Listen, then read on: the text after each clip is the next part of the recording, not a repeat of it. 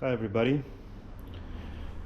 I'm gonna show you real quick what my new to me Hobie compass is gonna be rigged like most of the time for offshore fishing. Got this kayak used, it's a 2021 model, a few days ago, and I've been rigging it and trying to make everything the way I like it, and also added some items that maybe are kind of a luxury, but I'm coming and transitioning from Hobie Outback. The Outback is gonna be a goner soon, also known as my ex, because she's too heavy. And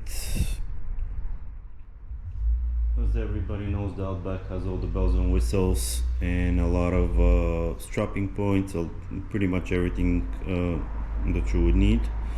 But I decided to go the compass way because I think it's gonna suit my needs better. And I'll just give you a quick rundown of what I've done. So, of course, had to do the keel guard. This thing is really soft, and every time you hit the boat ramps or even transporting it, dragging it, you kind of really do need to add one of those. They're super simple to do, fun project, and one advice I can give you is so far I've been using a little bit of a thicker one to do the rest of my kayaks, and for this one I went with the 0.060 Kydex, and this thing is still thick enough and very easy to mold, so go with the 0.060. As far as the hatch, round hatch, I did install the square hatch, but I will not be putting a round hatch. I do not need access to the front. Pedals, I am keeping the turbo fins, steel cables for the pulls. I added a couple of tie downs over here so I can, when I want to move my rods and want to leash it. The cup bottle thing, everybody knows it sucks on the compass, so I put one of those plastic handles.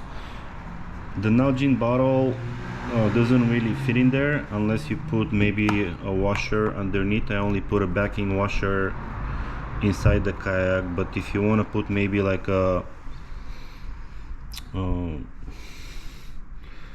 Nalgene bottle, wider bottle, it's maybe a couple of more mil is needed, so putting a washer between the kayak and the handle would make it fit, but I have a camo bag that fits fine, so it's not going anywhere.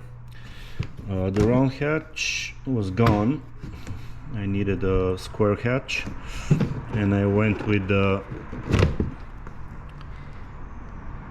horizontal one. And when you go with the horizontal, because of the way the compass is on the bottom, probably also the Outback would be the same if they gone with the horizontal hatch.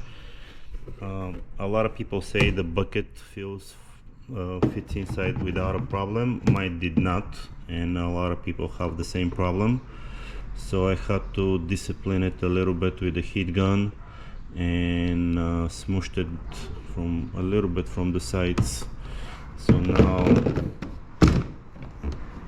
the hatch closes fine. If you're one of the lucky ones that your bucket drops in there without having to do any modifications to it, you're a lucky one. So yeah, as far as the inside, before on the Outback I only kept my battery in the front hatch, so that's really something I don't need anymore, just to store my battery in the front hatch. My battery right now, it's gonna be just sitting inside over here on one of the sides. Maybe I'll put some double-sided Velcro tape just so it doesn't roll all over the place, but it's gonna stay right here.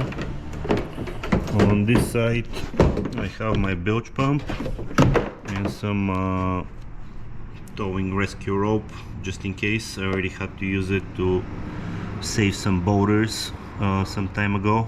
I have a video posted with that, towing them around. And one thing the Outback did not have is, because of the way the scupper holes are, I could never put anything big under this area, but now I can fit, if I want to, a huge 37, the deep one, and just load it with a whole bunch of stuff that I really don't need but I might want to bring with me. So it fits perfect in there. It even has like more room for something taller if you want to. So that's one good thing about it. The seat, I think I like the Outback better, the way how the height was. My Outback seat was lower to the lower, and I never even used the raised position on the Outback, and this one stays a little bit higher, so hopefully I'm okay with that. You can put some boxes underneath if you want to, they fit. I usually don't store anything in there. As far as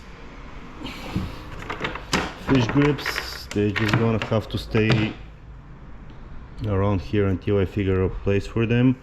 The pliers, I just put my thing on the strap for the seat, so it stays perfect over here. For the seat, I'll show you on the other side. So these little things do suck and are horrible, and also I think my straps were a little too short, so I just put some 550 paracord, and now it's easy to clip on them, and my seat can go back and recline as far back as I want to. The paddle, I do have the other clips that I have my paddle seating, but on the Compass, the Outback, they were staying more this way.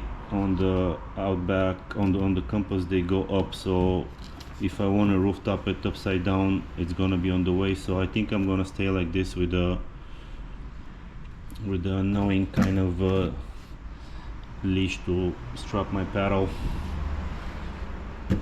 On the back, I did lose quite a bit of space going to the Compass from the Outback, but still it's plenty enough space. I really don't need any more. That's as long as my live well fits in there, I'm good. I did install the rudder, the Sniper Air Industries rudder, the aluminum one. It was on my Outback, so I just moved it to the Compass. And because now we only have one handle, and the dual steering on the Outback was nice, and going to one-sided steering, it's probably gonna be hard to adjust once you're used to the luxury of the Outback steerings. So I ended up putting the Burley Pro handle just so I can have much easier steering. Plus the knob on, the thing on the Compass is probably the cheapest one ever. You have to like pinch it with 2 fingers to move it around. So I think I'm gonna like this handle a lot. And the fish finder situation, I have an older kind of a unit. It comes with the GT24 transducer, and that was a pain to put in there because of the Lowrance little spot. um, but I wasn't able to make it fit. I did ended up ordering the Burley Pro, so I can be able to put a bigger Garmin transducer when I upgrade the fish finder. But this is gonna be how it's gonna be for now.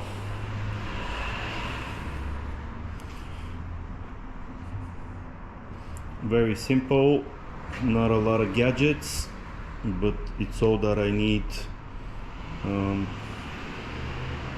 There was a lot of stuff on the Outback that I never used, and this thing is just a joy how light it is. You can basically load it and unload it with ease. The only problem I have, and if anybody has a solution, or I don't know what everybody does or what they think, is I like to have my trolling rod on this side, and on the Outback it was on both of the rails, and the Outback is much rigid. It's not that much of the track is fine itself, it does bend a little bit, but as soon as there is any kind of a load,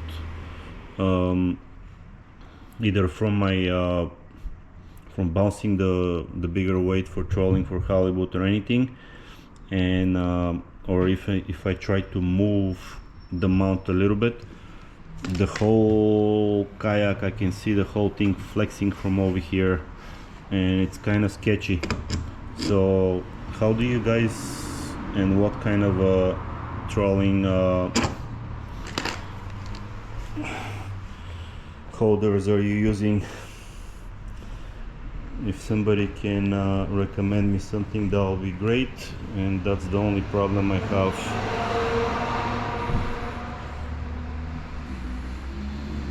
If there are any other questions, please let me know in the comments below. Later, bye.